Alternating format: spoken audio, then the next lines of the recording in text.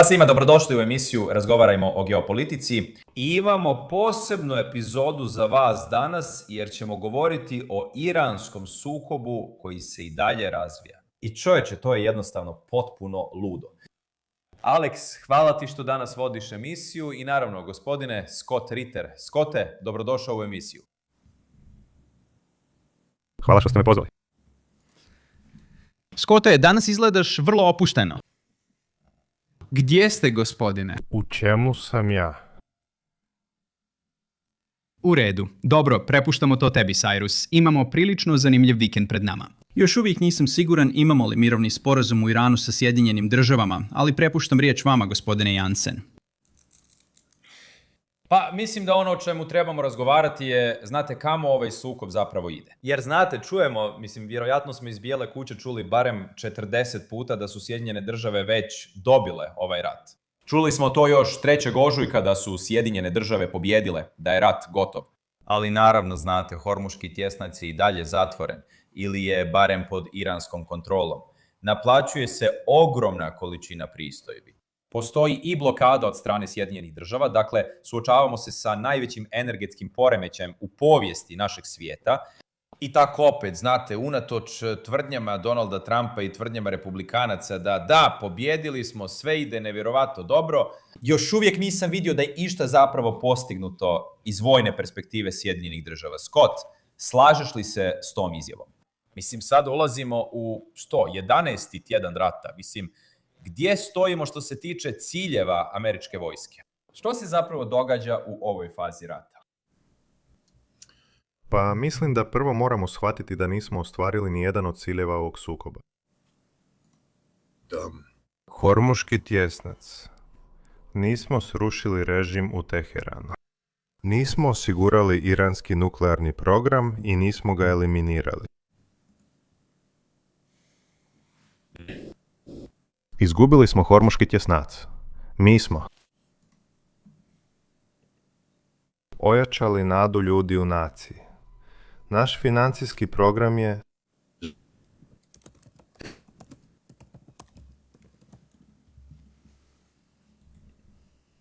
Sjedinjene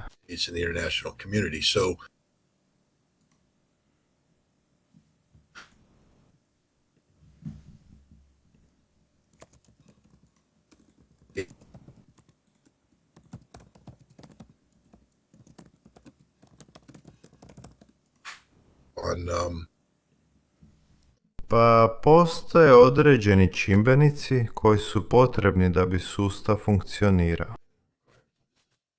Cjevovodi, znate, nije riječ samo o proizvodnji nafte, već i o samim bušotinama i održavanju bušotina.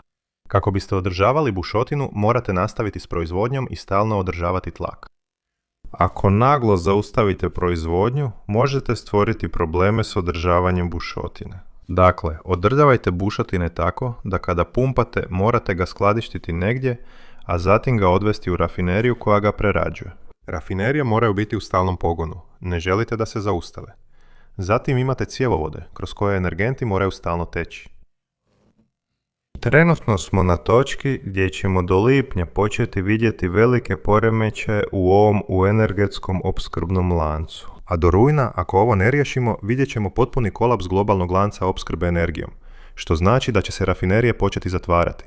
A kada se zatvore, ne pokreću se samo tako. Cjevovodi će biti ispražnjeni, a bušotine neće proizvoditi i vjerojatno se neće redovito održavati, što utječe na budući kapacitet proizvodnje. Dakle, doslovno smo suočeni s globalnom katastrofom energetske sigurnosti koja će utjecati na sve. Znam, Alekse, ti si u Kini. Kina nije imuna na ovo. Kina će platiti vrlo visoku ekonomsku cijenu ako se ovo ne riješi, što je jedan od razloga zašto mislim da je Kina vrlo aktivno diplomatski angažirana. I Rusi također, iako neće biti, uključeni u smislu, svog održavanja i proizvodnje, Rusija treba stabilnost. Svaka zemlja koja proizvodi naftu treba stabilnost na globalnim tržištima. Posljednje što želite je nestabilno globalno tržište. Čak i Sjedinjene države tvrdimo da smo energetski samodostatni, ali činjenica je da to dolazi s određenom cijenom.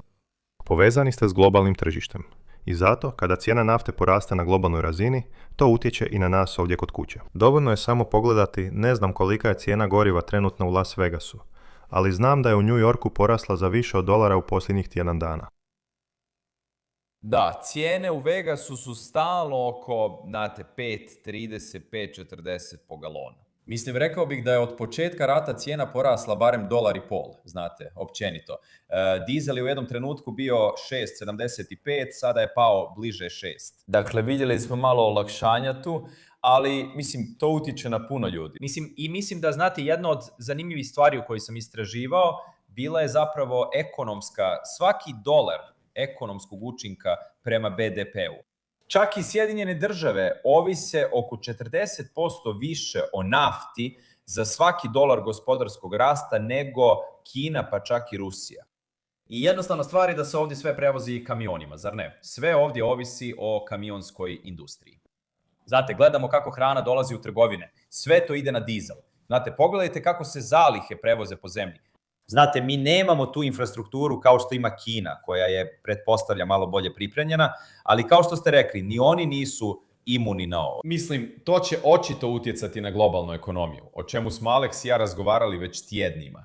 Znate, kao što znate, zanimljivo je, zar ne? Jer čujemo Donalda Trumpa kako govori, wow, burza je na povijesno najvišoj razini. Znate, sve ide odlično ovdje. I onda sam vidio odličan tweet gdje je netko rekao, da, nije važno što je burza na povijesno najvišoj razini kad me sendvič i voda koštaju $23. Inflacija je otišla u nebo. Troškovi su u nebesima. I mislim da također moramo to uzeti s dozom rezerve. Mislim, glupo je vidjeti ove ogromne tvrtke za umjetnu inteligenciju koje su odgovorne za većinu SP-a. Dakle, sa SP-om sjajan rast, ali to je zapravo zbog nekoliko suludih dana, zašto znamo da je također balon, jer prihodi zapravo ne odgovaraju. Većinom su to samo očekivanja. Dakle, da, dolazi puno boli. Mislim da je to nešto o čemu Alex već dugo priča. Alex, imaš li nešto što si vidio na tržištima ovaj tjedan, a o čemu želiš razgovarati s našom publikom? Pa da, vidio sam puno manipulacije tržištem, puno trgovanja izvan radnog vremena tržišta. Ovo zapravo počinje biti uobičajena tema razgovora među prosječnim ljudima jer znaju da određene osobe ili odaju informacije prije nego što dođe do dogovora ili sklapanja dogovora što manipulira cijenom nafte. Ali opet, kao što je Scott rekao, još nismo osjetili bol. Znamo da dolazi. Znate, ja ne vodim brodarsku tvrtku, ali mogu vam reći da VLCC kontejneri idu otprilike brzinom bicikla. Zamislite da vozite bicikl cijelim putem od Hormoškog Jesnaca do recimo Luizijane i prevozite kontejner. Koliko bi to trajalo? Mislim, više me zanima kako će se ovaj svijet nositi s takvim šokom. Mislim, Scott, jesmo li ikada vidjeli ovakav primjer u povijesti? Ne, u mnoge povijesti. Imali smo, znaš, naftu, naftnu ekonomiju, naravno, početkom 70-ih, znaš. Imali smo naftni embargo koji je izazvao energetsku krizu ovdje u Sjedinjenim državama i na zapadu. Ali? Povezano s naftom. Mnogi ljudi to ne shvaćaju. Pogledaj oko stola. Pogledaj oko svog doma. Shvati da je gotovo sve u tvojoj kući proizvedeno. Koristeći naftne proizvode, sve. A hrana koju jedeš, vjerovao ili ne, znaš, urea koja se koristi za izradu gnojiva koja omogućuje masovni rast hrane, dolazi iz naftnih proizvoda. I nije samo nafta ta koja se ne izvozi iz Bliskog istoka. To je urea, to je gnojivo, naš nus proizvod gnojiva. Amonijak, to je heli, koji je ključan proizvod u modernim tehnologijama. Doći će do nestašice helija. Dakle, tehnologija za koju mislimo da će nam nadoknaditi, znaš, druge stvari, neće moći. Cijeli svijet će stati. To je stvarnost. Znaš, nismo imali značajan dotok energije. Naš dotok u globalni sustav sa Bliskog istoka od veljače. Brodovi o kojima govoriš, kontejnerski brodovi, ali i tankeri. Ažuriranja prošlog tjedna.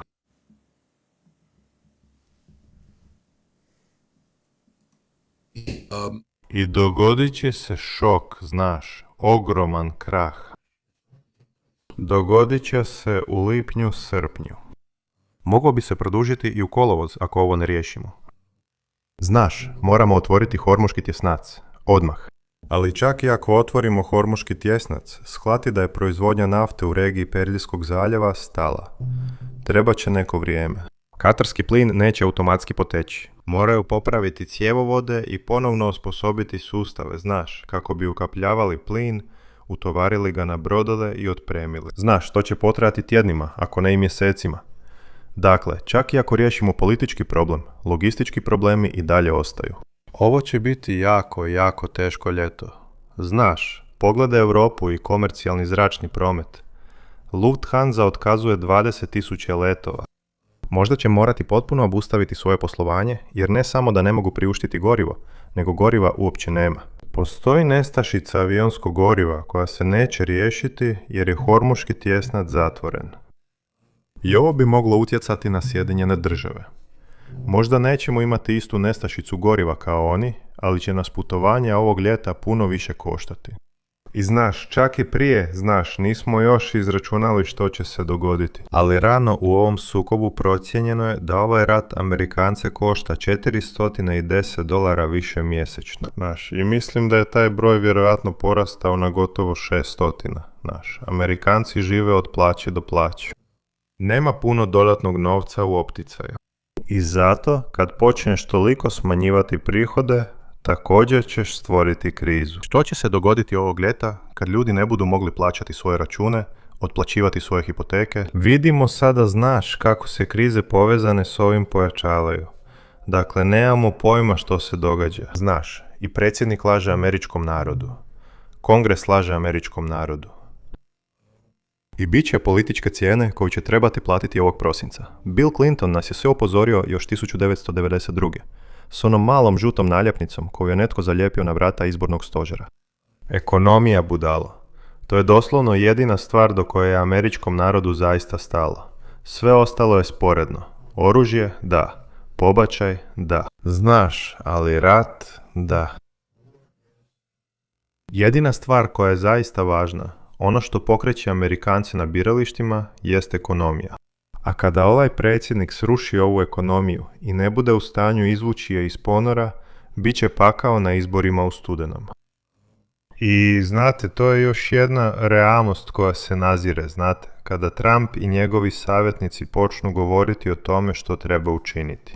Nemaju više vremena, jer kao što je Alex rekao, treba vremena da stvari otplove i stignu tamo gdje žele.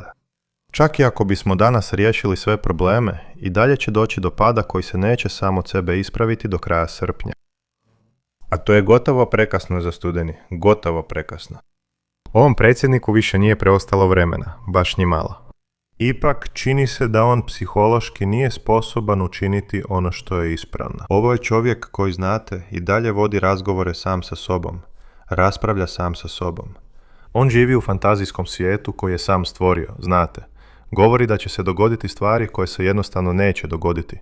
Potpuno je izvan dodira sa stvarnošću. I okružen je ulizicama koje samo dodatno potiču ovako, iskrivljeno razmišljanje. Pete Hegseth promovira ideju da Amerika ima vojsku sposobnu učiniti bilo što. Mi smo sramota. Sad možemo razgovarati, ovo nadilazi Iran, ovo se proteže i na Kinu. Kina je danas odgovorila na neka vrlo temeljna pitanja. Amerika je grozna. Kina se ne mora brinuti o američkoj protuzračnoj obrani. Pokazalo se da je potpuno bezvrijedna. Kina se ne mora brinuti o američkom oružju za napade dugog dometa, jer su naučili lekciju iz Irana da to nije nepobjedivo oružje kakvim ga smatraju. I postoji ograničena količina tog oružja i već su potrošena.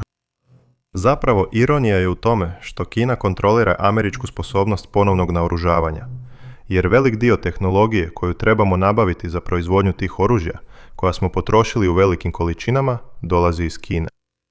Dakle, zapravo Kinezi drže ključ američke sposobnosti ponovnog naoružavanja. Većina Amerikanaca, taj podatak im je promaknuo. Danas u Europi, ako mislite da se Rusi sada boje Sjedinjenih država, varate se. Mislim, svi su zabrinuti zbog nuklearnog oružja. To je drugačije pitanje. Ali znate, Sjedinjene države kao oslanac koji podupire Europu više nisu tu. To je sada razotkriveno. To nije čelična kralježnica, nego zahrđala tvorevina koja se urušala. A Europa sama po sebi nije ništa. I tako je ovaj rat s Iranom razotkrio vojne zablude koje su bile povezane s pojmom zapadne vojne nadmoći. To je zauvijek uništeno. Rusija i Kina danas mogu biti mirne, znajući da su njihove vojne sposobnosti više nego dovoljne da poraze Sjedinjene države u izravnom konvencionalnom ratu. Scott, znaš, spomenuo si gospodarstvo i koliko je ono važno Amerikancima. Prikazat ću jedan video našim gledateljima i samo želim objasniti o kojem se videu radi. Iako svi mogu vidjeti ovdje, samo ću ga pustiti i gledat ćemo ga nekoliko puta. Ali da, spremni smo pustiti video. I zaustavimo ga ako možemo. Samo da ljudima pokažemo o čemu se radi. Dakle, napravio sam graf koji prosječnoj osobi pokazuje što se događa kada tržište dosegne vrhunac, što se, zanimljivo, dogodilo prošlog petka i prošlog četvrtka. Nakon dot-com booma vidjeli smo 14 godina. 14 godina. Od vrhunca dot-com booma do postavljanja novog vrhunca. A ono što ljudi pritom nisu uzeli u obzir bila je erozija. Je li ova Trumpova administracija iskopala rupu toliko duboku da ne samo među izbori, nego i izbori nakon toga, jesu li time uništili svu vjerodostojnost republikanske stranke? Možda je uništila vjerodostojnost svih političkih stranaka, jer ni demokrati, znate, nisu učinili ništa da zasluže povjerenje i vjeru američkog naroda. Sve što se događa jeste da se republikanci doslovno sami uništavaju pred očima svih. I stoga jedina alternativa koja je održiva je demokratska stranka. Ali Hakeem Jeffries ne ulijeva povjerenje. On je jedan od najkorumpiranijih ljudi uopće. Možete pokazivati rast burze, ali stvarnost je da burza koristi najbogatijima na račun prosječnog ulagača. Mogu vam jamčiti da portfelj prosječnog ulagača, ti dobici o kojima govorite, jer se prosječnog ulagača tretira kao budalo. Ili kao nekoga tko je tu da pomogne pokriti troškove, da pomogne generirati novac koji, znate, kradu upravitelji fondova, a onda i oni koji ostvaruju dobit. Sustav. Učinkovitije kroz uvid koji ne odgovara rezultatima koje tamo vidite. Stvarno nije odgovarao tim rezultatima. Da, dopusti mi da nešto pokažem, Scotte. Samo želim da pogledaš ovaj sljedeći slajd koju želim prikazati ovdje. I spomenuo si to, pa mislim da je pravo vrijeme da to uvedem. Ovo su najveće banke koje zarađuju na prosječnom Amerikancu. Ovo je tržište derivata. Procjenjuje se da iznosi između 600 i 700 bilijuna dolara, što je gotovo 10 puta više od globalnog financijskog tržišta. Ali pogledajte banke ovdje, ovih 10 vodećih banaka.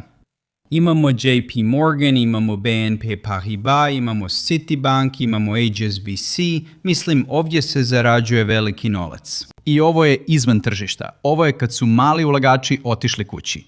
Možda su oko 5 popodne prekinuli poziv sa svojim brokerom. I ovo je, kako kažete, čini se da je igra namještena. Trgujem derivatima već 20 godina i to je moj način da pobjedim banke. Ali mislim, Scott, gdje je granica s ovom administracijom?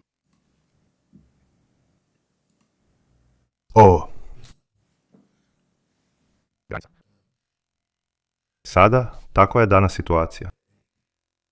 S pravom, mislim, iznosim kritike.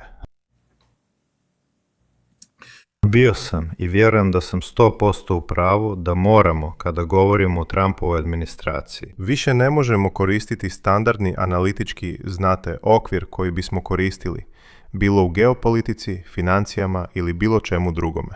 Jer ne imamo posla s administracijom koja funkcionira na način na koji bi vlade trebale funkcionirati. Imamo posla ne s šefom izvršne vlasti, već s kultom ličnosti koji je slomljen. Bez ustavnih ograničenja i suzdržanosti, djeluje bez kontrole i ravnoteže, gotovo na diktatorski način. Prepušteno je hirovima čovjeka kojem se može dijagnosticirati zloćudni narcisoidni poremećaj ličnosti. Osobe koja je mentalno bolesna. Sad, tu sam upao u nevolje, jer mi je ta osoba, koju smatram vrlo dobrim prijateljem, rekla: moraš prestati to govoriti, Scott, jer nisi psihijatar ni psiholog i nisi u poziciji da dijagnosticiraš nekoga ovako. I to samo zvuči kao da si ljut i zloban. I slažem se, ne bih to trebao reći tek tako. Ali znaš, ono što ću reći je ovo. Usko sam surađivao s psiholozima i psihijatrima koji su se fokusirali na Donalda Trumpa. Zapravo, 2019. godine pojavio sam se na panelu na C-SPAN-u s Bendy Lee, koja je psihologinja i bila je na medicinskom fakultetu Harvarda. I ona je govorila o bolesti narcisoidnog poremećaja ličnosti i kako se to odnosi na Donalda Trumpa u svom zloćudnom obliku. I podržavala ju je cijela skupina drugih certificiranih psihijatara i psihologa. Sada ću reći da sam se 2019. usprotivio tome, da nisam prihvaćao to, da vjerujem da su pogriješili što su postavili dijagnozu na daljinu. Ali kad sam bio u Washingtonu DC-u, taj narcisoidac, taj gad, vješao je transparente sa svojim licem po cijelom gradu, kao da je netko važan danas. Dok razgovaramo, on ima vjerske vođe u Sjedinjenim Državama u Mar-a-Lagu. Vjerske vođe koji posvećuju zlatni. Kip, a Biblija ne zna što to znači. Bog može, ili ja, znaš, čudno.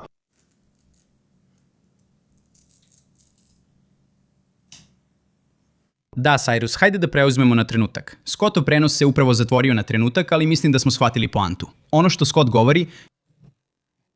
Pa mislim da ću samo nadovezati se na to jest, mislim, pričamo o Trumpu koji je daleko najveći narcis na svetu. Mislim, kao što si rekao, imamo zlatne kipove koji mu se, posvećuju. Sada imamo i novu putovnicu koja izlazi sa likom Donalda Trumpa na njoj.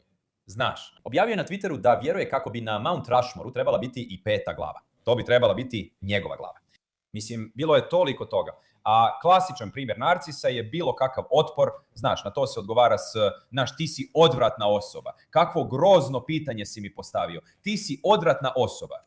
I jednostavno živi u nekom svom svijetu mašte. Ne znam jeste li vidjeli priču o zlatnom telefonu Donalda Trumpa koja je izašla. Ne znam jeste li čuli za tu priču. Bila je popularna na Twitteru. Uglavnom lansirali su zlatni telefon Donalda Trumpa. Ono što ste trebali napraviti je otići na internet i uplatiti $100. Telefon je trebao biti proizveden u Americi. Trebao je biti, zlatne boje, trebao je biti nevjerojatan. Trebao je koštati $500. Tako su imali 59.000 ljudi koji su platili $100 za ovaj telefon. To je bilo još u prosincu, a datum lansiranja trebao je biti u svibnju ili lipnju. Naravno, ništa. Nema nikakvih novosti ili bilo čega. Jedina novost je da je to ovaj tjedan. Web stranica Donalda Trumpa za ovaj telefon sada je ažurirala uvjete. Da možda zapravo nećemo ni izdati telefon, to je dio uvjeta korištenja. Dakle, iako ste uplatili tih $100 pologa, sada nemamo nikakvo jamstvo da ćemo zapravo proizvesti telefon. Dakle, govorimo o čistoj iznudi novca, zar ne? Mislim, Alex, ti si izvještavao da je dionica Donalda Trumpa, što god da je ta Donald Trump medijska kompanija, zapravo Truth Social. Svi ti ljudi koji su zadrti MAGA sljedbenici i koji bi kupili dionice kad su bile na vrhuncu, zar ne? Kad je izašla na burzu. Sada je očito pala za 95%.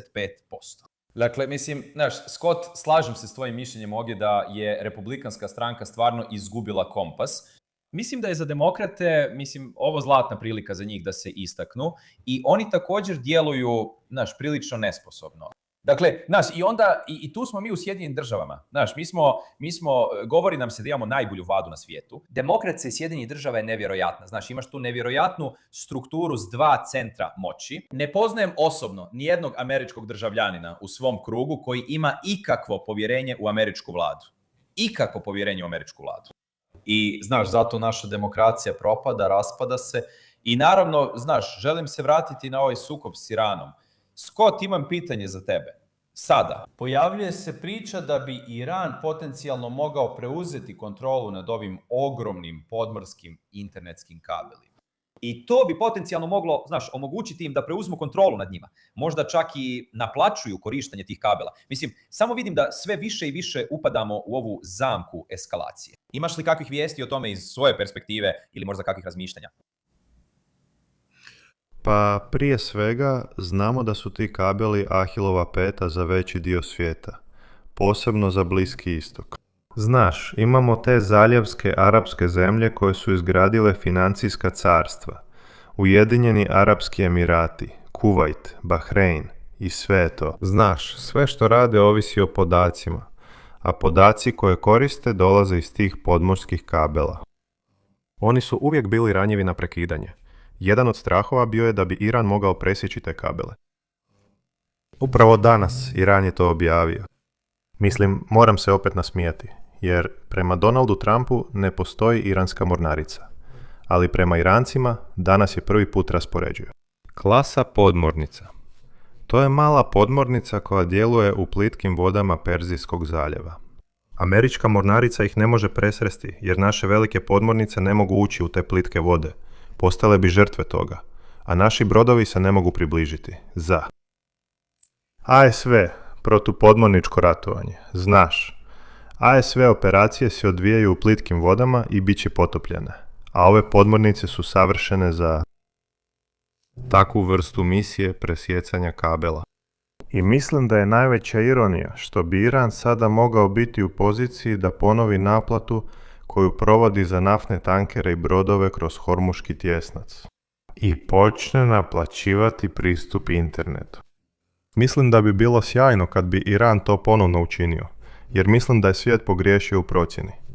Ne smatram nijednu od zaljevskih arapskih država žrtvama. Svi su oni počinitelji. Svi su oni bili aktivne strane u ovom sukobu i nemaju nikakva prava. Oni su poražene nacije. Izgubili su rat. Kockali su se. Izabrali su pogrešnu stranu. I mislim da je sjajno što je Iran u poziciji da ih natjera da plate.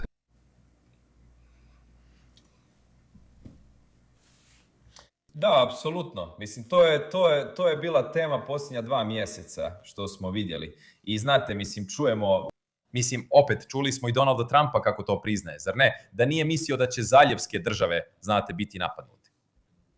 Nije osjećao da, Iran ima sposobnost to učiniti. Nije mislio da oni mogu zatvoriti tjesnac. Naravno, ovo je bilo vrlo inteligentno vođeno. Tako je, Netanjahu im je prodao rat i rekao, pogledajte, vjerojatno ih možemo poraziti za otprilike 7 dana, možda 10. Znate, ovo će biti brzo, učinkovito, nešto slično kao u Venezueli. Trump je nasio na to. I naravno vidjeli smo da ovo nije bilo ništa slično tome. Scotте, što je s tim? Čini se da postoje neki pregovori o mogućem, mirovnom sporazumu, što god to značilo, ali čujemo o tome. Iranski državni mediji su u posljednjih 40 minuta ovdje odgovorili da su poslali neke informacije pakistanskim medijima. Kako bi to izgledalo? Kako bi izgledao mogući mirovni sporazum? Hoćemo li vidjeti neke stvarne ustupke od Irana ili Iran trenutno drži sve adute? Iran drži sve adute. Mislim da moramo shvatiti da Iran...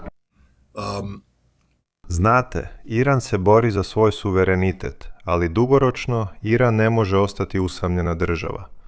Ne mogu voditi rat protiv cijelog svijeta. Znate, ovaj sukob nije bio samo o tome da Izrael nagovara Sjedinjene države da krenu u rat protiv Irana. Ovo je bio sukob u kojem su Sjedinjene države napravile neovisnu procjenu i rekle: ovo dodatno unapređuje naše strateške ciljeve protiv Kine. Znate, Kina je zapravo velika meta ovog rata za Sjedinjene države, jer baš kao što smo učinili s Venezuelom, planirali smo preuzeti kontrolu nad iranskim tržištem nafte i uskratiti Kini pristup tom tržištu. I onda znate, Iran mora biti oprezan, jer Kinezi imaju veliki interes u ovom sukobu. I mislim da Kina vrši veliki pritisak na Iran da pronađe izlaz iz ove situacije. I zato, mislim da zato vidite kako Iranci reagiraju. Kao što kažem, neka se nose. Jer oni drže sve adute, ali to je kartaška igra koju igraju s Trumpovom administracijom. Ne žele igrati kartašku igru s Kinom. Žele biti sigurni da su kineski interesi poštovani. Ali Kina također priznaje da postoji pitanje iranskog suvereniteta u koje se ne smije zadirati. Dakle, znate, dogovor neće natjerati Iran da se trajno odrekne svog prava na obogaćivanje. Možda će biti postavljeno ograničenje, vremenski okvir. Možda će biti uvedena neka ograničenja. Ali ideja da će se Iran potpuno odreći obogaćivanja i potpuno odustati od svog nuklearnog programa je apsurdna. Iran to neće učiniti. Dakle, mislim da bi moglo doći do nekih pomaka po pitanju nuklearnog programa, gdje je Iran, znate, spreman na to. Vladimir Putin je nedavno spomenuo da je Iran bio spreman prenijeti obogaćeni urani. Ona je obogaćena 60%, pod rusku kontrolu kako bi bio zbrinut. Na taj način to bi ponovno moglo biti na stolu. Mogle bi postojati i druge restrikcije, možda povratak na dogovor koji je vlada Omana pomogla posredovati prije početka ovog rata. Vidim određenu fleksibilnost tu, ali oni neće odustati od nuklearnog programa u Americi, to se neće dogoditi. Balističke rakete nisu ni tema razgovora. Iran neće ni razmatrati tu mogućnost. Zapravo danas je Iran izašao s izjavom da ako Sjedinjene države napadnu još jedan iranski tanker, Iran će ispaliti rakete na američke baze i američke brodove. Dakle, Iran je taj koji postavlja uvjete. Sada znate, Washington DC je pokušao, znate, stjerati Irance u kut. Iranci su uzvratili i rekli, ne, mi držimo sve adute i raznijećemo vas ako izađete. Tako da ne vidim fleksibilnost tamo na Hormuškom tjesnacu. Ne vidim da će Iran odustati od kontrole, da će Iran pristati možda imati partnerstvo s Omanom. Znaš, tjesnaca, neku vrstu partnerstva.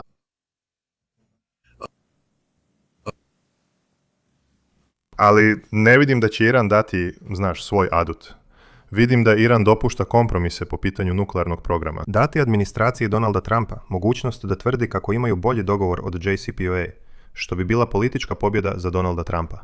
Vidim da je Iran spreman napraviti neke kompromise kako bi se otvorio Hormuški tjesnac, što će opet Donaldu Trumpu dati priliku da proglasi političku pobjedu. Ali znate, Sjedinjene države moraju ukinuti blokadu, to se ne može dopustiti. Iran neće pristati na ustupke bez toga. I druga stvar je, Sjedinjene države moraju ukinuti i moraju, znate, vratiti zaplijenjenu imovinu. I znate, Sjedinjene države stalno govore o postupnosti. Pa to je riječ koja znači nikad, kad govorimo o Sjedinjenim državama. Dakle, to su stvari koje se moraju napraviti unaprijed. I tu opet dolazimo do toga. Mislim da će nadolazeći susret između Donalda Trumpa i Xi Jinpinga u Kini biti izuzetno važan. Mislim. Ali ton ovog sastanka bit će potpuno drugačiji nego što se očekivalo, kad je prvi put planirao susret sa Xi Jinpingom. Mislim da je prošlog mjeseca, znate, htio povesti i Venezuelu i Iran sa sobom i iznijeti to, reći, mi ovdje imamo kontrolu, mi ovdje vodimo glavnu riječ. Morate nas slušati i povinovati se našim zahtjevima. To se ne događa. I mislim da će Kinezi reći, molim vas, gospodine Trump, sjednite. Hajde da razgovaramo o tome što možemo učiniti da vas spasimo u duhu tog razgovora.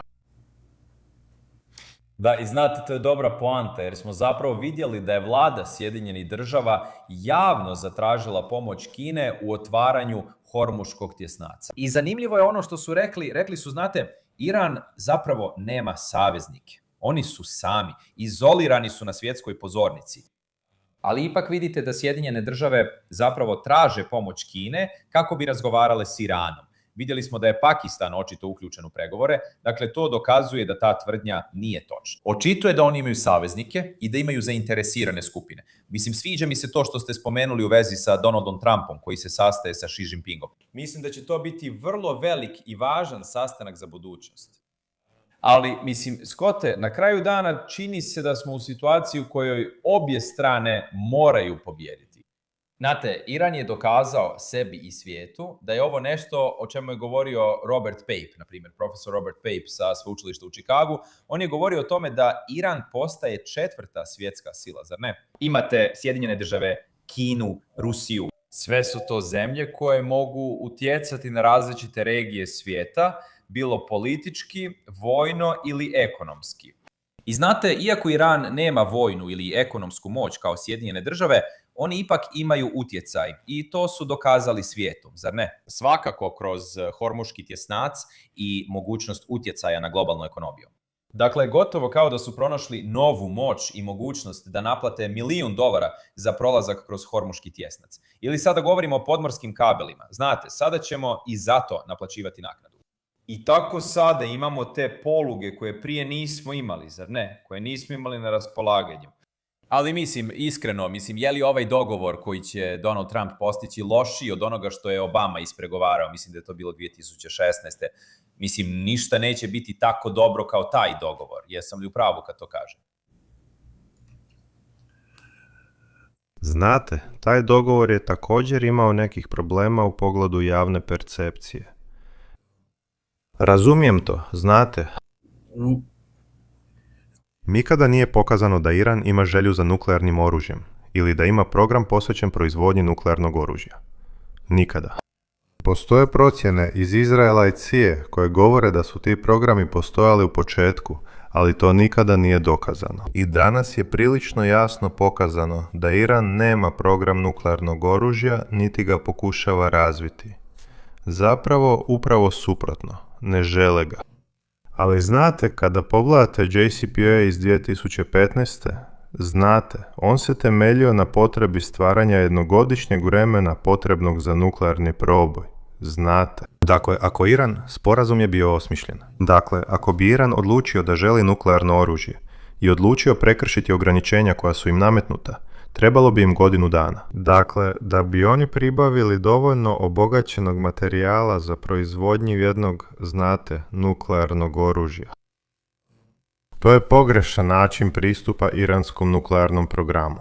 I to se pokazalo točnim, jer znate, Iran nikada nije namjeravao dopustiti trajno ograničenje svoje sposobnosti obogaćivanja. I zato je JCPOA imao te odredbe o isteku, koje su zapravo dopuštale da se ta ograničenja s vremenom ublaže. I kad bi posljednje ograničenje bilo ukinuto, ideja o jednogodišnjem roku potrebnom da Iran prikupi dovoljno obogaćenog materijala za jedno nuklearno oružje bila bi smiješna, jer bi Iranu bilo dopušteno proizvoditi i koristiti najnaprednije centrifuge. Nije bilo ograničenja na količinu obogaćenog uranja koju je Iran mogao akumulirati. I zato je ideja o jednogodišnjem roku potrebnom da Iran prikupi dovoljno obogaćenog materijala za jedno nuklearno oružje postala bespredmetna. Do trenutka kada bi klauzule o isteku prestale vrijediti, vrijeme potrebno da Iran prikupi dovoljno obogaćenog materijala za jedno nuklearno oružje mjerilo bi se u tjednima. Dakle, ako koristite jednogodišnji rok potreban da Iran prikupi dovoljno obogaćenog materijala za jedno nuklearno oružje kao mjerilo za ocjenu učinkovitosti JCPOA, to je bila šala. I Obama je to rekao u travnju prije nego što je sporazum potpisan. Netko je pitao, što se događa s klauzulama o isteku? I on je rekao, pa nadamo se da sporazum zapravo daje dovoljno vremena Iranu da preispita svoj nuklearni program u cijelosti. I tako da to neće biti problem kada dođe do toga, što znači da bi Iran dobrovoljno odustao. Od toga. Ali što ako Iran ne odustane? Rekao je, pa tada ćemo se ponovno pozabaviti tim pitanjem. Što znači da Sjedinjene države nikada nisu bile ozbiljne u provedbi JCPOA, iako je Barack Obama to poništala.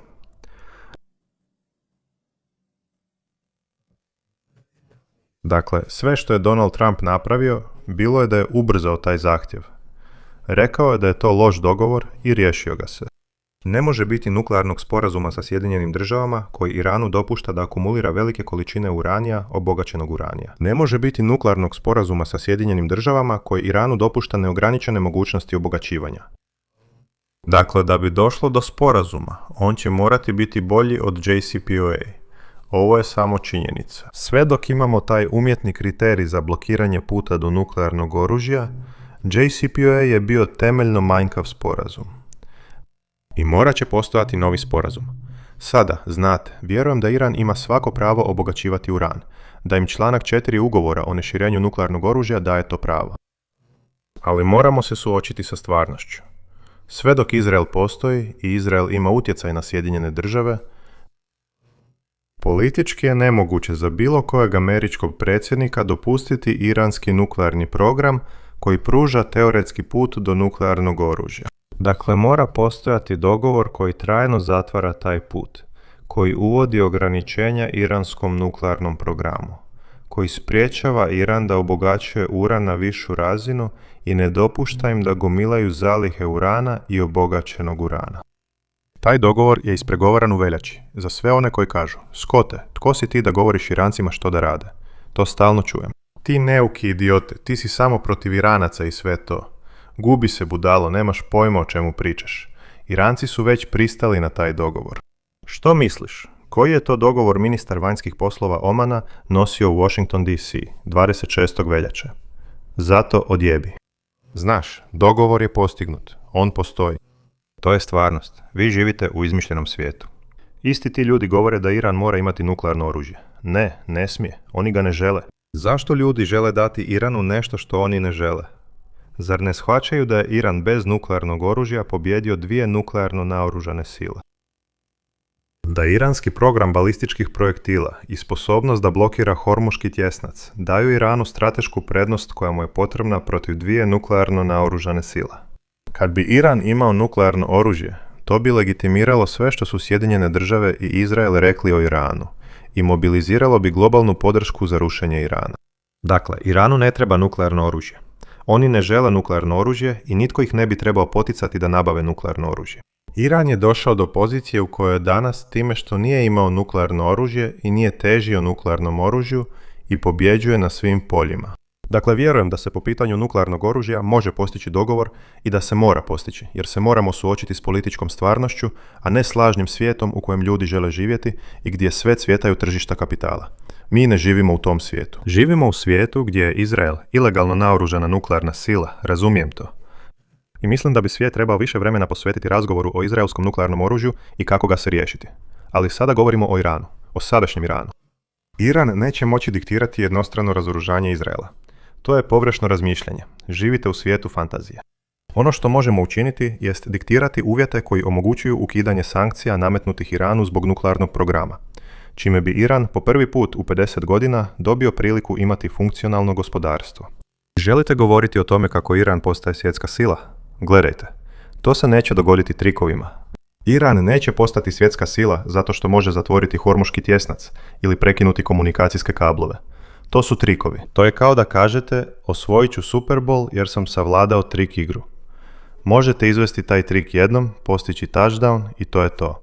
Trik je gotov. Iran ima te kratkoročne trikove. Dugoročno, Iran postaje globalna sila integrirajući svoje gospodarstvo u BRICS, Šangajsku organizaciju za suradnju, Euroazijsku ekonomsku uniju. Tako što će Rusiju i Kinu približiti toliko da se nitko neće usuditi to poremetiti. Mislim, ovo je ono što se treba dogoditi. Sankcije se moraju ukinuti kako bi Iran mogao zagrliti Rusiju i Kinu toliko čvrsto da niko više nikada neće moći doći i reći idemo ponovno u rat protiv Irana, jer to automatski znači rat protiv Rusije i Kine. To se nije moglo dogoditi ranije jer su Iranci suzdržani prema takvoj vrsti odnosa. Sjeti se, Rusi su pregovarali o strateškom okvirnom sporazumu s Irancima još u siječnju i veljači ove godine. Ali iranski parlament je s tim odugovlačio, nije ratificirao prošle godine. Iranski parlament nije ratificirao. U lipnju, kada su Izrael i Sjedinjene države napali, svi su se pitali gdje je Rusija. Oni su loš saveznik. Ja kažem, ne, Iranci nisu ratificirali sporazum. Ne postoji pravni okvir da Rusija sada podrži Iran. Sada su Iranci to ispravili. I od tada Rusija pruža pomoć. Ne znam kakav okvirni sporazum postoji s Kinom. Znam da Kinezi pružaju pomoć. Ali ono što znam je da će kad ovaj rat završi i sankcije budu ukinute i ograničenja uklonjena, Iran prigrliti i Rusiju i Kinu i privući ih k sebi. A Rusija i Kina će učiniti isto, jer je Iran ključan za budući ekonomski rast obje zemlje. Rusima je potreban zbog sjeverno-južne povezanosti od Sankt Peterburga do Čabahara. Kinezi žele održati taj novi put svile, dakle olomljenje pravila igre.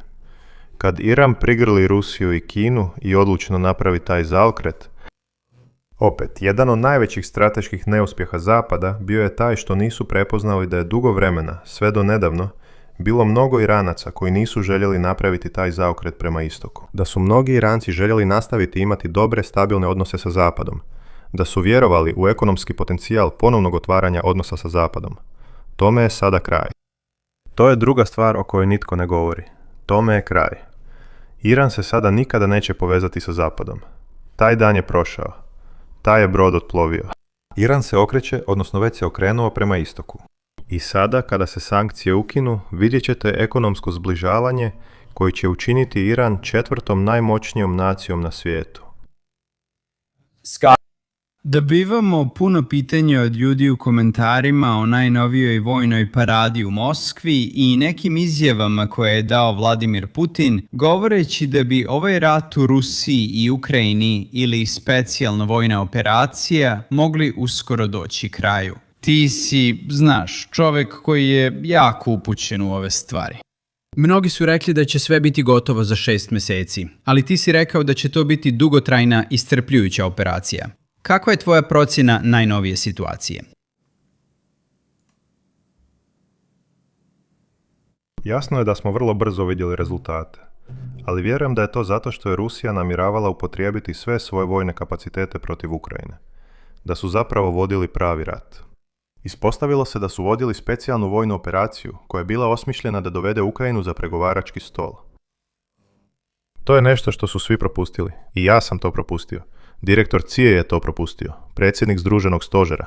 Nitko na svijetu to nije shvatio, jer nismo razumjeli što je specijalna vojna operacija. Sada kad smo naučili i znate, kad smo shvatili da se ovdje radi o tome da Rusija vodi dugotrajni rat iscrpljivanja, ne samo protiv Ukrajine, nego i protiv kolektivnog zapada, znate, gledamo na ovo kao na dugotrajan proces. Ali znate, kad su Sjedinjene države donijele odluku da uvedu novi Land-Lease u svibnju 2022. Nazvao sam to prekretnicom. Zbog toga sam imao puno problema. Ljudi su govorili, ti stalno mijenjaš mišljenje. Ne, ja nisam takav. Ja sam samo dobar analitičar koji može apsorbirati nove podatke i uključiti ih u svoje procjene. To je ono što dobri analitičari rade. I to je bila prekretnica. Promijenilo je samu prirodu igre. Govorio sam da će Rusija voditi ovaj dugotrajan rat iscrpljivanja, jer sve prednosti idu njima u korist. Vrijeme više nije problem. To više nije slučaj. I zato smo svjedočili tako dramatičnoj promjeni ovdje. Znate, europski saveznici Ukrajine stvorili su novu stvarnost. A to je da Ukrajina ima stratešku dubinu, o kojem se govorilo još 2020. godine. Rekao sam, znate, vrlo je opasno da NATO postane logistička baza ovog posredničkog sukoba, jer... Znate, to je isto kao u Vijetnamu. Znate, govorili smo o tome kako je Kambodža bila korištena, kako je Laos bio. Korišten kao sigurno utočište, podržavajući jug. I što su Sjedinjene države na kraju morale učiniti? Bombardirale su Ho Chi Minhovu stazu u Laosu i Kambodži. Ono što imamo ovdje sada nije samo logistička baza i održavanje borbe na terenu, nad kojom Rusi imaju kontrolu. Sada su vas pretvorili u lansirnu rampu za strateške rakete dugog dometa. Krstareće rakete u dubini Rusije. I da nanesu pravu štetu. Mala ekonomska, što?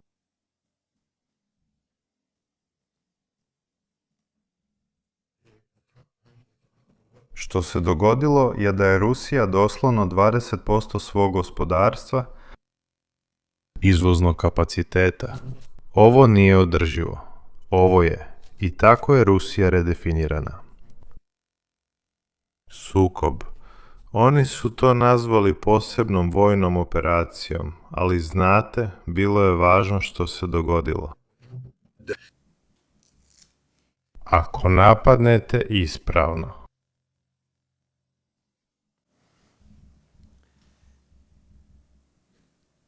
Hajdemo se na trenutak prebaciti na Cyrus. Možda možeš objasniti publici, uskoro ćemo ponovno uspostaviti vezu sa Scottom. Ali imali smo puno pitanja gledatelja koji pitaju o sukobu u Rusiji. Doveli smo Scotta i u ovaj program jer on analizira ovu situaciju posljednje 4 godine, barem od kad imamo prenose uživo toliko dugo. A ako ne znate tko je Scott Ritter, Cyrus, možeš objasniti našoj publici. Jer imamo puno novih ljudi ovdje koji prate našu emisiju posljednjih nekoliko tjedana i prvi put ovdje vide Scotta.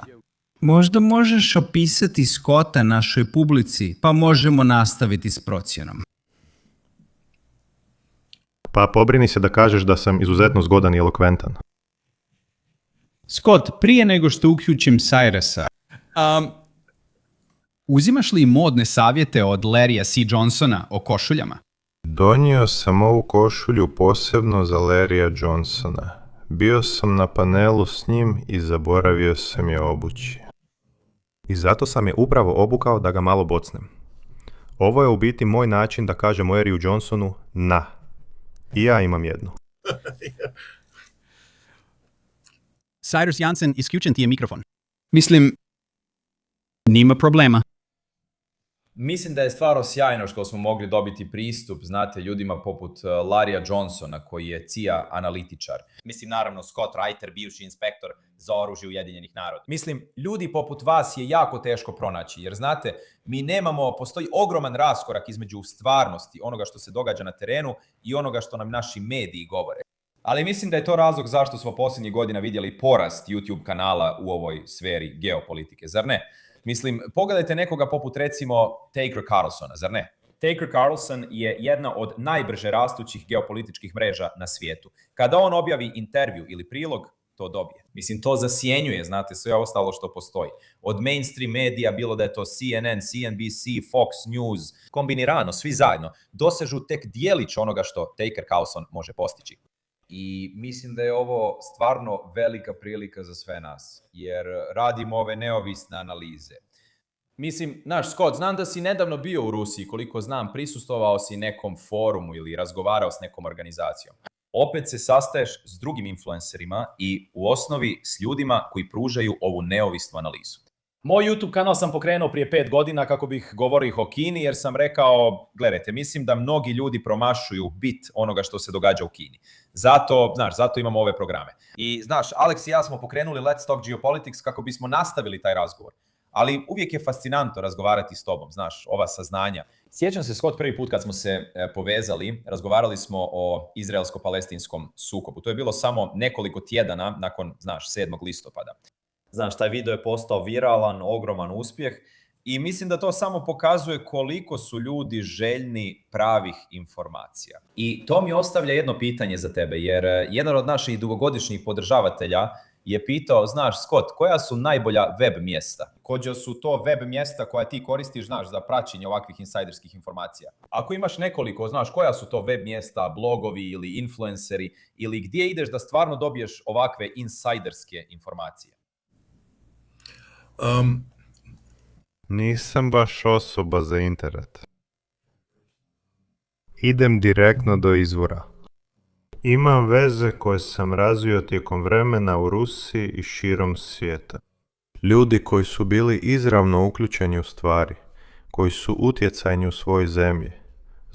Ne influenceri kako je povezujemo s američkim društvenim mrežama, ali ljudi, na primjer, koji sjede pored Vladimira Putina i razgovaraju s Vladimirom Putinom. Ljudi takve vrste. I onda opet, glavna stvar je moje iskustvo kao analitičara. Bio sam vrlo uspješan kao analitičar. Informirao sam predsjednike, informirao sam premijere, informirao sam glavne tajnike, informirao sam vrhovne zapovjednike. Generale koji zapovjedaju ratnim zonama i sve između. I moj posao je bio raditi prediktivnu analizu povezivanjem činjenica. Tako da se ne oslanjam ni na koga da mi išta kaže. Moj posao je povezati činjenice i onda donijeti vlastitu, neovisnu procjenu onoga što se događa. Zato, na primjer, putujem u Rusiju ili radim ono što sam radio ovog vikenda. Razlog zašto sam u Washingtonu DC je taj što je u četvrtak na večer bila proslava Dana pobjede u ruskom veleposlanstvu. I prisustvovao sam tome. Čast mi je i privilegija što sam bio pozvan. Ovo je 4. na kojoj sam bio. I moram reći da je ova bila drugačija od svih ostalih. Govorili ste o Vladimiru Putinu. Mislim da je Alex započeo svoje pitanje, ali je govorio o mogućnosti mira zbog onoga što je Vladimir Putin rekao. Ali nitko nije slušao što je on zapravo rekao. Rekao je: ovo je ljeto kada ćemo strateški, odlučno poraziti Ukrajince na bojištu. I također je rekao da ne može biti razgovora o miru dok se ne postigne dogovoreni okvir o tome kako mir izgleda. To se prvo mora dogovoriti. to se neće pregovarati. Rusija je postavila svoje uvjete i ti uvjeti se moraju poštovati. I zato sam govorio o važnosti onoga što se događa u smislu novog pristupa Kremlja prema Kijevu. Donijeta je odluka da se iskorijeni sposobnost Ukrajine za donošenje odluka. Rusi upravo sada traže izgovor. Jasno je, 9. svibnja je došao i prošao, a Ukrajinci nisu pokrenuli napad. Sada će ljudi reći, pa to znači da Rusi blefiraju. Imamo Međunarodni ekonomski forum u Sankt Peterburgu. Održava se početkom sljedećeg mjeseca. Ako Iran ili Ukrajina napadnuto, Kijev će nestati. Ako Ukrajina nastavi napadati ruske kapacitete za proizvodnju nafte, Kijev će nestati. Suština je da Rusija više se ne igra. I kada slušate retoriku koja dolazi iz Moskve, ali i na funkcijama ambasade, shvatite da kada ruski ambasador govori, on ne govori bez pripreme. On drži govor koji je provjeren u Moskvi, kako bi se osiguralo da je u skladu s porukama koje dolaze iz Moskve. Ovo je bio vrlo agresivan govor, koji je govorio o bezuvjetnoj kapitulaciji nacističke Njemačke i izravno to povezivao s Ukrajinom. Ali također je govorio o usponu Njemačke danas kao nove nacističke sile koju Rusija mora iskorijeniti i poraziti. Rusija govori o ratu s Njemačkom i tvrdi da to Njemci žele, a Rusija je više nego spremna na to. Imaš ljude koji savjetuju, znaš, Vladimira Putina i govore o nužnosti preventivnog nuklearnog udara na Europu. Ne znam hoće li Putin pristati na to, ali sada je to na stolu. Imaš Dimitrija Medvedeva koji iznosi iste tvrdnje u vrlo dugačkom eseju objavljenom na RT-u. U Rusiji postoji novi način razmišljanja koji je vrlo agresivan, vrlo militantan. Rekao si da sam bio u Rusiji. Bio sam u Rusiji u ožujku. Bio sam tamo da sudjelujem na nekim forumima i snimio sam dokumentarni film o Čečeniji koji će, nadam se, uskoro izaći. Ali vraćam se u Rusiju u lipnju. Jedan od razloga zašto se vraćam u Rusiju je, znaš, posljednji put kad sam bio na velikoj turneji po Rusiji bilo je prije više od 2 godine. Od tada sam bio u Moskvi i Sankt Peterburgu. Ali da bi vidio Rusiju, moraš biti u Rusiji. Moraš vidjeti stvarnost Rusije. I kao analitičar koji povezuje stvari, ne volim povezivati stvari na temelju podataka starih 2 godine. Vraćam se u Rusiju u srpnju ili lipnju, da dopunim svoju bazu podataka, da idem na vrlo opsežno putovanje po Rusiji. Od običnih ljudi pa na više. Da, znaš, ažuriram bazu podataka kako bi moja buduća analiza bila još točnija. I samo bih htio uputiti apel, iako to nije prava riječ, nego za molbu. Ako ljudi misle da je ovakva stvar vrijedna, i sjeti se, jedan od razloga zašto ovo radim je da, znaš, prenesem stvarnost Rusije i donesem je natrag kao protuotrov za rusofobiju. Rusofobija je bolest koja navodi ljude da misle loše o Rusiji i time podržavaju lošu politiku koja može dovesti do rata. Ako vjeruješ u mir i vjeruješ u nužnost izbjegavanja nuklearnog sukoba, onda moraš vjerovati u pronalaženje protuotrova, cjepiva protiv rusofobije. Ne tvrdim da sam jedini izvor. Spomenuo si Larrya Johnsona, vrlo vjerodostojan izvor. On također putuje u Rusiju. Ray McGowan to također čini. Drugi novinar, Garland Nixon, pratio me 2 puta. Puno ljudi pokušava ovo raditi. Ali ako mislite da je ono što radim vrijedno, ako mislite da doprinosim razgovoru, molim vas, posjetite moju web stranicu. Tamo je gumb za donacije. I ako donesete... Spomenete... Sada. Da, vi ovo omogućujete. Ja sam potpuno samofinancirani neovisni novinar. To znači da kad putujem u Rusiju, nitko ne plaća ni jedan dio mog putovanja. Ja plaćam svoju avionsku kartu. Ja plaćam svoj hotel. Ja plaćam svoju hranu. Ja plaćam sve. Kad radim intervju, ja unajmljujem studio. Ja angažiram prevoditelje. Ja angažiram snimatelje. Ja angažiram montažere. Ja angažiram produkcijsko osoblje jer na taj način mogu jamčiti da je proizvod koji dobivate od mene. Možda nećete biti zadovoljni tim proizvodom i to je vaše pravo, ali barem znate da dolazi od mene. Ne možete reći da me itko kontrolira ili da netko vuče konce. To je sve što mogu tražiti u tom pogledu. Prikazujemo ovdje web stranicu, dakle scottrider.com. Što ljudi mogu pronaći na web stranici? Kakve informacije? Pa možete to pronaći. Zapravo pronaći ćete sve. Na primjer, pobrinem se da sve što radim, recimo svi ovi intervjui poput ovog, budu objavljeni tamo. Moja Substack stranica je tamo. Usput, pretplata je besplatna. Ali opet, ako želite pomoći mi zaraditi za život, to znači osigurati mi krov nad glavom, pomoći mi nahraniti pse i održati moju ženu sretnom. Plaćena pretplata mi osigurava plaću. Donacije idu isključivo za moj rad. Donacije se ne koriste za moje honorare. Donacije se koriste kako bi putovanja i rad bili mogući. Plaćena pretplata je ono što, opet, mi osigurava plaću i omogućuje mi da imam krov nad glavom i slične stvari. Ali Substack je besplatan. Ako si to ne možete priuštiti ili vam se jednostavno ne plaća, nemojte. Eto ga, pročitajte to. Imam i YouTube kanal koji još nisu ugasili, gdje držim Ritterovu tiradu. To je kratko, znate. Ponekad pokušam izbaciti nekoliko tjedno, uglavnom spontani monološki osvrt o određenoj situaciji koji se pokazao prilično popularnim. Imam poseban podcast pod nazivom Ruska kuća sa Scottom Ritterom. Ovo je jedinstveno, ne postoji ništa slično tome danas u svijetu. Tu idem u Rusiju ili ih intervjuiram putem Zooma. Intervjuiram donositelje odluka u Rusiji, ljude koji su zaista upućeni u sve što se događa. Opet, kako bih dobio njihova saznanja, moram reći, ja sam proučavatelj Rusije. Smatram se stručnjakom za Rusiju. Svaki put kad razgovaram s tim ljudima, naučim nešto novo, jer mi to otvara različita vrata, različite prozore, različite puteve istraživanja. To vam daje dublje razumijevanje toga što je Rusija, tko su Rusi. I to je kuća Rusije sa Scottom Ritterom, znate, samostalni kanal. Radim nešto što se zove spot rap, trebam to ponovno pokrenuti. Ali to je u osnovi bio tjedni pregled najvažnijih vijesti tjedna. Znate, ali u konačnici pišem za brojne publikacije. Sve što radim objavljuje se na toj web stranici. Dakle, scottritter.com je jedinstveno mjesto za sav moj rad. I kao što sam rekao, nije iza naplatnog zida. Možete mu pristupiti i dobiti te informacije te ih koristiti kako god želite.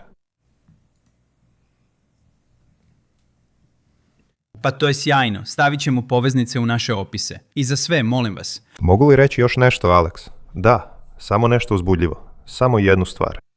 Na toj prijemu u veleposlanstvu, a bio sam na nekoliko njih, ne samo za Dan pobjede, već i za druge prigode, Dan Rusije, Dan branitelja domovine, uvijek je bila prisutna kineska delegacija iz kineske ambasade, i civilna i vojna. I oni su uvijek tamo, daju do znanja da su prisutni i onda odu. Vrlo su diskretni. Na ovoj proslavi Kinezi su bili tamo i nisu bili diskretni. Poruka je bila drugačija. Po prvi put, Rusi su povezali 27 milijuna ruskih žrtava od strane nacističke Njemačke s 40 milijuna kineskih žrtava od strane carskog Japana i pretvorili su to u zajedničku stvar. Postoji stol koji ruski časnici sastave nakon što civili završe s diplomacijom, gdje se vojni ljudi okupe i povežu kao vojnici, nazdravljaju mi i slično. I svake godine dobijem poziv za taj stol. To je velika čast i privilegija. I vidite generale i časnike iz drugih bivših sovjetskih republika. Dolaze Bjelorusi, dolaze Kazahstanci. Ove godine su došli Kinezi. Stajao sam rame uz rame s general Bojnikom, koji je vojni ataše u Kini i vodili smo duge razgovore. I sada sam pozvan na proslavu Dana oružanih snaga u kineskom veleposlanstvu. I možda mi se čak otvori prilika da počnem putovati u Kinu, znate, kako bih radio na kontroli naoružanja. Ali znate, uzbudljivo mi je što mi se ta kineska vrata otvaraju kao mogućnost. Ali kao analitičaru, činjenica da Kinezi sada počinju postajati dio narativa Dana pobjede, što znači da, znate, kada Rusi, na primjer Dmitrij Medvedjev, govori o statusu neprijateljske države Njemačke, znate da Japan ima isti status neprijateljske države. I Kina je to istaknula. A sada Kina i Rusija pozivaju se na svoja prava kao pobjednici u Drugom svjetskom ratu, kako bi pozvali na odgovornost neodgovorno agresivne politike i Njemačke. I zajedno istupaju s tim stavom. To su bili dijalozi koji su uvijek vođeni odvojeno. Ako su se uopće održavali, moglo ih se vidjeti. Ali sada, na vrlo javnom forumu, prvi put sam vidio kako Kinezi i Rusi dolaze, možda će to izazvati, znate, povezivanje. Strašnih zločina koje su Japanci počinili nad kineskim narodom. I ovo je novi svijet u kojem živimo, gdje su, znate, Rusi i Kinezi, znate, sve bliži jedni drugima. Da, apsolutno. Pa Scott, mislim, sviđa mi se kako si odgovorio na pitanje jer je to razlog zašto je tvoj rad toliko važan. Zato što ti radiš stvarnu analizu, zar ne? sa vezi ili druge informacije, to je kao ne, ja zapravo idem osobno u Rusiju, idem na obilazak zemlje, sastaću se s ljudima, raditi intervjue. I oprosti, i mislim da je to razlog zašto je tvoj rad toliko vjerodostojan i zašto zaista cijenimo tvoj doprinos. Zato ti stvarno želim zahvaliti što si došao u emisiju. Bilo mi je apsolutno zadovoljstvo kao i uvijek sjediti ovdje i razgovarati s tobom. Postoji mnogo stvari koje ćemo nastaviti analizirati, kao što smo rekli, u današnjem videu. Znaš, Sjedinjene države i Iran će nastaviti raditi na nekoj vrsti dogovora.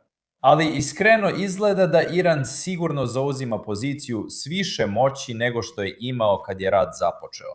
I sviđa mi se ta poanta. Mislim da je to zapravo bila stvarno briljantna poanta koju si rekao, a to je da Iran zapravo nema želju imati nuklearno oružje, jer bi to dokazalo sve ono što Sjedinjene države i Izrael zapravo govore. I njima to ne treba, zar ne? Dokazali su to svojom balističkom raketnom kampanjom, koja im je očito bila potrebna za zaštitu svog suvereniteta. Pokazala se vrlo učinkovitom. Nanijeli su ogromnu štetu i izdržali su napade zahvaljujući svom vojnom arsenalu. Zato je jako važno iznijeti istinu. Pohvaljujem tvoj rad. Alekse, uvijek mi je zadovoljstvo biti s tobom u emisiji. Gospodo, samo želim zahvaliti obojici na ovom divnom razgovoru za koji znam da je naša publika izuzetno uživala.